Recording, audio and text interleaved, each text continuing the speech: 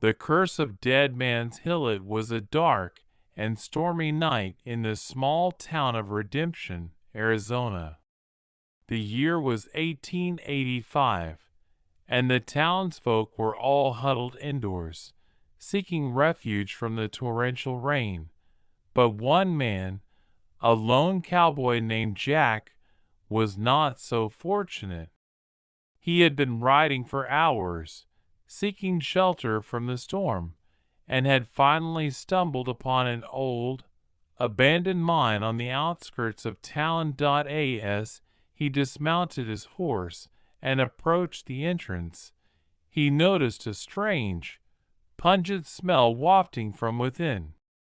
But he was too tired and cold to care, and he stepped inside, his spurs jingling on the rocky floor. The mine was dark and musty, the air thick with the scent of decay.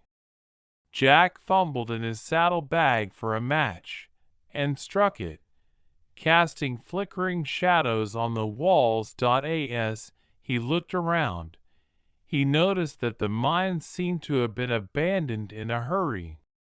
Tools lay scattered on the floor, and old pickaxes hung from the walls, as if the miners had just stepped away for a moment.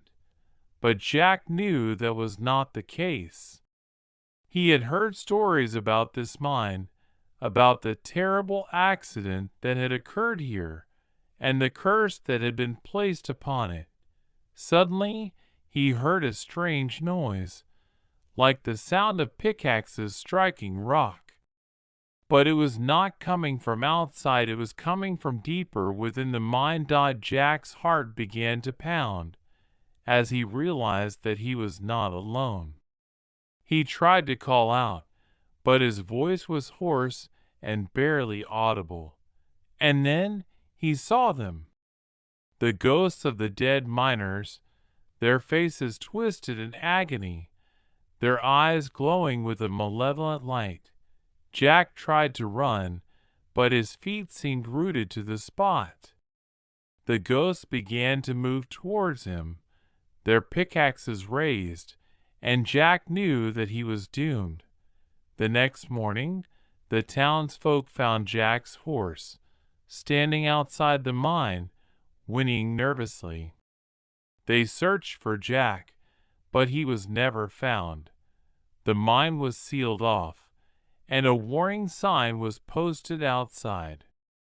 But the legend of the curse lived on, a cautionary tale about the dangers of meddling with forces beyond our understanding.